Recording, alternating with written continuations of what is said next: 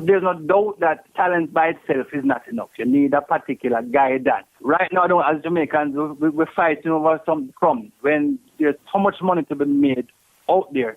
If we bring the entertainment value of our shows and our music to the level where we can sell it to hundreds of thousands of people, instead of everybody fighting over the 2,000 or 3,000 people who got to dance every now and then. So what we're trying to do is to equip people with the technical skills, bring the kind of perspectives from the international place, what takes place, what do promoters want, what do producers want, what do artists want from songwriters. And so when we look at the whole thing, the music industry in this kind of perspective, then we can apply the various efforts to make it better. So we're on a search now because we finished 1 year. We're looking for 45 new young people for the other cohort in songwriting, in performance, and in music management. So we're trying to find the best talents in Jamaica that nobody don't know about it, or even that you know about, but just people on the cusp of becoming great. And we want to help them because we think we have a formula and we think we have the personnel who can do it. To apply, go to the FIWI JA Facebook page and go to the icon mark MIR, Master in Residence, and just follow the instructions to apply